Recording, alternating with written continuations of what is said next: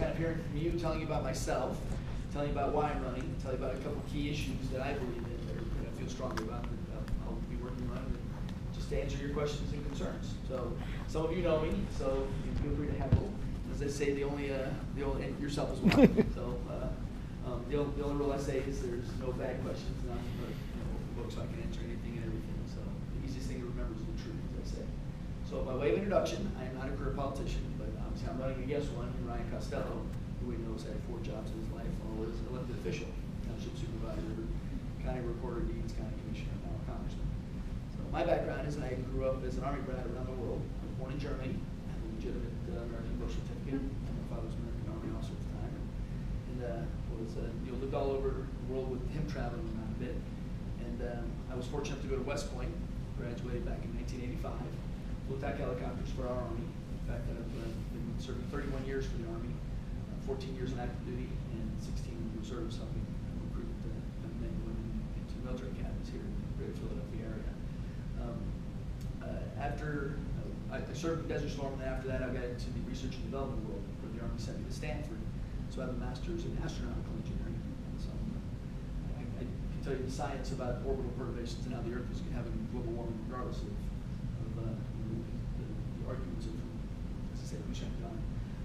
I left the active duty Army in the mid-90s and went to work for General Electric.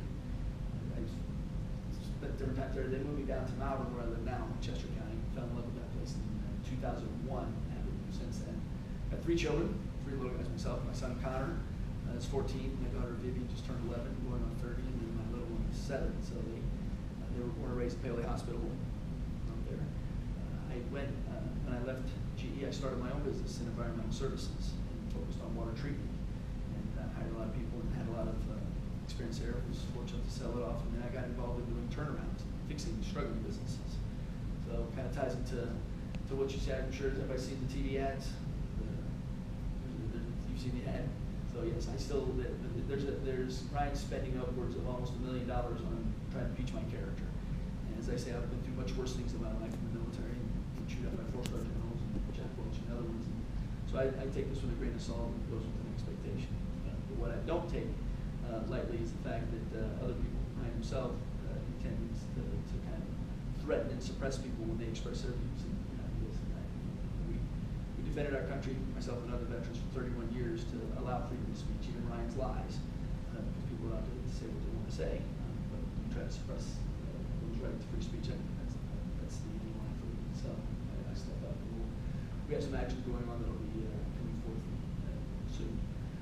So why am I running for Congress? As you know, as I said, I'm not a career politician, and I was never really super actively involved in politics, except for the fact that, as my father taught us, he didn't put up or shut up. You're the only one who's allowed to do.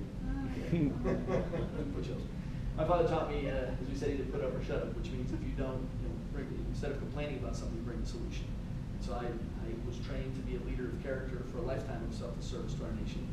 So I've committed myself to our country, and I had a great career in the military, done well in business, and now I want to be able to give back to us, serve selflessly for us in the 6th District, we the people, not being beholden to any special interest or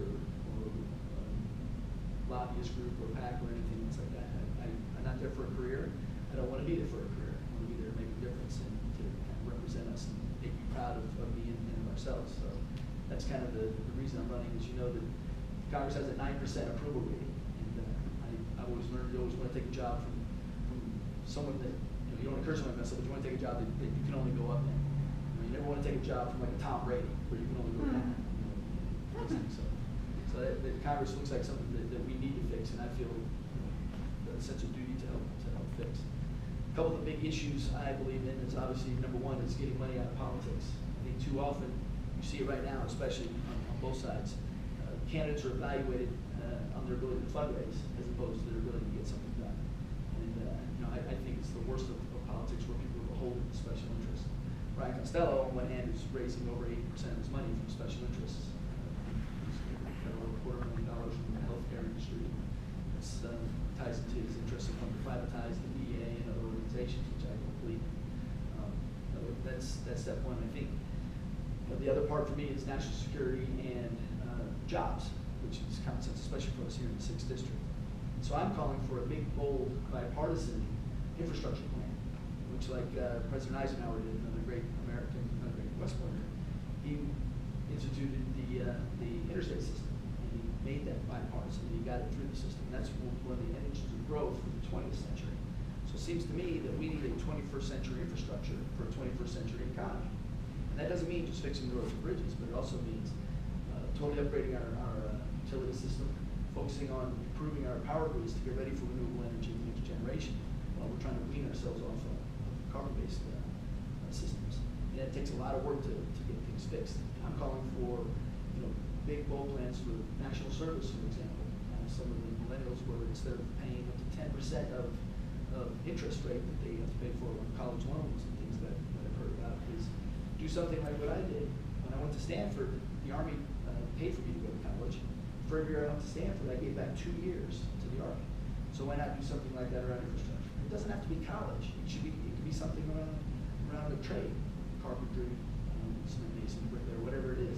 But get the skill and training you need, and then do something good for the nation in this infrastructure core, if you will, and get it fully funded. And that's something that in the last few weeks you've heard both presidential candidates talk about a piece of my bold plan. So I think, I don't know who's up there first, but I know I've been talking about this for a long time. So infrastructure to me is a critical piece for our nation. It's a necessary need. But also economically, Moody's is out saying that has a report out that said for every dollar invested in the infrastructure, it yields $1.44 back into our economy. That's a 44% increase or gain. That seems like a pretty good deal for me, for all of us. So it makes common sense to focus on this as a major effort for our country. It's also a way to help reduce the nation's debt, and it's also a way to provide improved personal wealth. Unlike the arbitrary cuts that our congressmen do, like sequestration. Is everybody familiar with sequestration? So sequestration is this famous long word, and it was kind of what we used to call the poison pill 5 years ago, I guess it was, where Congress, they said we're going to put it in place as a stopgap measure. We'll never ever institute this because we'll never allow it to happen with the lack of budget. And lo and behold, because of the partisan bickering down there, they couldn't get anything done. Sequestration kicked in, and what it's done, it's gutted a lot of programs in the government. For the military in particular, the Army is going to its lowest level of manpower since pre-World War II. That's the manpower piece, but yet the DoD budget is so bloated on the industrial complex piece, which President Eisenhower warned against, and we were there. The reason I went to Stanford is because I was trained to become an acquisition corps officer. We learned 3 non-negotiables: cost, schedule, and performance. Deliver what you promise, you deliver it on time, and you deliver it on under budget. And you see right now the horror stories. The F-35 is a great example. I don't know if you saw that on 60 Minutes a few months ago. This is this now $1 trillion life cycle project aircraft that Lockheed Martin's building. And it was supposed to be out. I worked on it back in the mid-90s when I was still in the Army. It was a joint program. And it still isn't deployed. It's so bad the Chinese have stolen the plans and have a flying variant already. And we're just racking up the money. It's unfortunate because much like insurance on the healthcare industry, it's the contractors seem to be writing the contracts, and that's not right. That needs to be fixed. And we need to get back to having some teeth in enforcement. If it's going to be the taxpayers' dollars paying for military projects, it ought to be something that's for the good for the military, not good for a contractor. So that's a big thing to kind of help reduce, I think, reduce costs, get the DoD budget under control. And that just ties into bringing proven leadership into Congress. Like I said, I'm not there for a career. I'm not there to worry about my next election. I'm worried about the next 7 days with your help. With your help, we'll be able to go start effective change and use what we call the C word, compromise, which is something that is greatly lacking down there. So I can ramble on about other key issues, but I'll open it up to questions. Ask away. Anything and everything. Yes, sir. The 6th Congressional has 4 counties in it. Right. How do you feel about district watcher certificates, where a watcher in the district could watch anywhere in the district? Yeah, I think this is a good question. So just so we've been around 4 different times, and he's what we call a tracker from the local party. So that's a good question, by the way. So the 6th district is organized. It's so gerrymandered. First of all, that's something up at the state level we can fix gerrymandering. That's where the lines are. So we're in the district here in Collegeville. 20% of the district is Montgomery County, this western portion, 422 corridor. 50% of it is Chester County, kind of northern Chester County. If you think of like King Prussia Mountain, but Valley Forge, and down 30 from, I guess, Wayne, Devon, all the way over to downtown. And then just before downtown, and then it goes north around Reading, so Pottstown and Reading. In Reading City, you can see the city lines where it's gerrymandered out. Yeah, there's like a 150, 200-foot sliver to kind of keep it all contiguous. And then it goes all the way up to Lebanon County. So there's about 20% Berks around Reading, suburbs, and then there's about 10% in Lebanon. I think concern is, I know there's something at the state level, I don't know the full answer, but I know there's something at the state level that the Republicans are trying to push, and I'm not sure, did it get voted on recently, or it's supposed to get voted on here soon? It might go to the courts more than a vote. Yeah, so the idea is, Republicans are pushing the idea that anyone can be a poll watcher, not just in the county, but I think statewide, if you have a poll watcher. In the district. Oh, I thought it was statewide. Well, there's 3 districts that go statewide. Yeah, I mean, here's my personal view, and I'm a freedom, fairness, and opportunity guy. Let me just say this for the poll watching idea. I think you need a poll watcher that's familiar with the polls, be able to identify those that may or may not, trying to abuse the system and things. I think it's a risk if you have somebody from, say, Philadelphia coming out to college to be a poll watcher, because you don't understand the people. I mean, I've heard horror stories about potential threats of, you can carry an armed weapon to the polling booths that are in a school or a church. That's crazy in itself. But I'm hearing a lot of stories.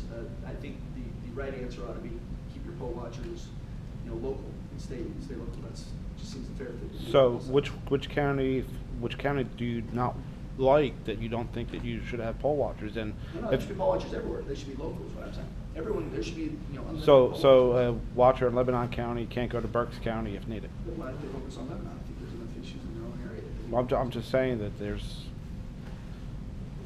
it shouldn't be district-wide is what you're saying. I think that it should be, the poll watchers should be local. And again, it's a state-related issue as opposed to congressional environment. But it's a candidate issue, so that's why I'm asking. Okay, well, that's my view, is I think poll watchers should be local. Yes, sir. Forgive me if I'm wrong, but back in the day when I was area leader, a candidate would pick 2 people per polling district, and it didn't matter who, they were your representative at the poll to say, hey, there's monkey business going on here. The Republicans are jacking me out in Lebanon, or they're jacking me out in Berks. I have to have someone there as my witness. It's not a poll watcher per se, but it's a witness to what goes on in the polls. Look, in Montgomery County, it's brutal because we don't have paper ballots. So there's no way to track it, so you can be stolen right off the bat. And this is like what Republicans have done for years. Yeah. Is playing these games. So I really think you might want to get someone who knows election law a little better than Ryan Costello maybe, and find out if you're allowed to post a personal person at the polls as your representative. Good question. I'll ask that and get you an answer back. Okay. I'll find out that. What else? We get some volunteers here. If you can have representatives at the polls, Absolutely. get some people here who would poll watch for you. Yeah, good. Well, make sure you sign up, because that's the big thing we need in the next 7 days is obviously volunteers. Get out to voters this weekend, which is big. So we obviously appreciate your help with that. Yes, sir. So I remember a while back looking into who was going to be running this district. I thought that it was a vulnerable district with Ryan being one term. One term. I think Costello's done some good things. There's many things I disagree with him on. I've been disappointed with the amount of funding that the Democrats have put into campaigning here. Yeah. So I don't know a lot about you. So Sure. I'd like to hear a lot about various issues. One that's the most important to me is public education. So I'm curious. I personally think that public education should be mostly controlled by state and local, but I understand that we need to set some minimum standards. We're trying to compete globally. I'm just curious what your stance is on public Sure. education. Well, I mean, as you know, West Point Stanford Wharton Education is a big component of mine, and I believe in a lot of STEM and STEAM, science, technology, engineering, arts, and math.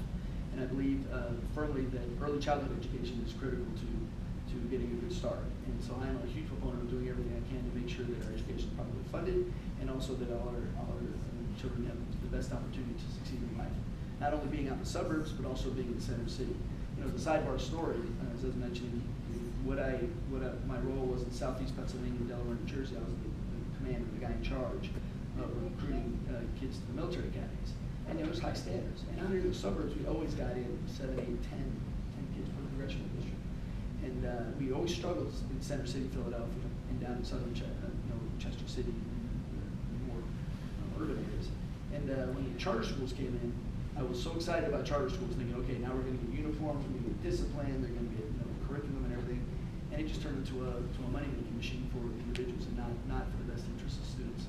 So I'm always 100% the best interest of students, regardless. But that said, I don't believe in unfunded mandates from the federal government down to the state. So I think that education is one of those sacred cows bill that should not ever be touched or mess with like what the government program did before. So I think at the state level we need to work on it. But I think Governor Wolf had a good start to bring in a chunk of kids, but we're still well behind in Pennsylvania specifically. And I guess some of the state candidates will tell you that they're working on that. But I think education is absolutely critical, including pre-K. My kids go to college. They live in New York. So one of the biggest issues for me, for a lot of people, is the reality of climate change. That's what makes me come here next, because I just stand on. I was like, oh, he's like this thing. Okay, I'm like, he's going to talk about this stuff. I've been accused otherwise, so. What did you say? I said I've been accused otherwise of not being the same human. Oh, So. well, so my question for you is, how do you foresee the transition to renewable energy, especially when we have so much, like they have a business perspective, so there is such a large investment from the government and also our infrastructure in the unsustainable fossil fuel industry, natural gas, particularly for Pennsylvania, and how it compromises, not only climate change and the public health issues with that, but also, fracking. Sure. And you understand water quality and things like this. So I want to hear a little bit about your plan and how you implement it. Absolutely. Yeah. Well, I also understand a little bit about oil and gas because one of my businesses I was running was an oil and gas business. And one of the just to clarify fully, we never fracked. I'm not a fan of fracking. So there was an oil and gas business, legacy oil wells from the 70s, 80s, 90s. And I was tasked, who better to clean up that stuff than environmentals, but I was tasked to fix the business. And it was basically a financial play. So there was no, somebody highlighted today that the website is not been fixed, but I've not really come through here. So but when I was there, we never did any drilling or any kind of exploration. It was these old wells that we might have ultimately selling off or capping and plugging in as they were shutting it down because it was financially insufficient. So I look at the, some of the anecdotal stuff as I learn the process of this kind of stuff. Oklahoma, for example, that's a great well, I mean, even in Pennsylvania, where they went years arguing about they denied the fact that people were having methane in their water, their working water. So cause and effect as engineers is common sense. So the Oklahoma story, as people may not know, was I think it was 2008. In Oklahoma, middle of the country, it has been one earthquake in the core, a little small minor one. So somebody came up with a brilliant idea, which is common in the industry. It was called deep well injection. Because when you fracture the rock and you go down into the bedrock, you're setting little sand pebbles down there. And then there's something that comes up, it's called produced water. So first of all, the first issue is the idea to not have transparency on the secret sauce that's getting put into the ground is a big issue. Halliburton and all that, that's something that I have a big issue with. So that's something we have, which I know transparency finally it's actually injected in there. But I do know also scientifically that there's stuff, barium and mercury and a lot of, radiation-based stuff that's coming out of this produced water that's naturally in the ground that comes up. And then you have this nasty water that needs to be obviously treated. And right now we're hauling it away and everything else, and it's a risk. So what the guys in Oklahoma were doing was deep well injecting all this wastewater, produced water into the wells. But what was happening is, the pressurized stuff is then causing subsequent secondary earthquakes. And now Oklahoma has 3 or 4 earthquakes a day. We used to have 3 or 4 earthquakes a year. And that's, people can deny that all they want, but it's simple cause and effect. Action equals reaction. It just makes total sense that stop doing what you're doing and get back to steady state. My bottom line theory is I'm an Eagle Scout, and we always learn to leave the earth a better place than it was. And that's always been my mission. So, I think there's lots of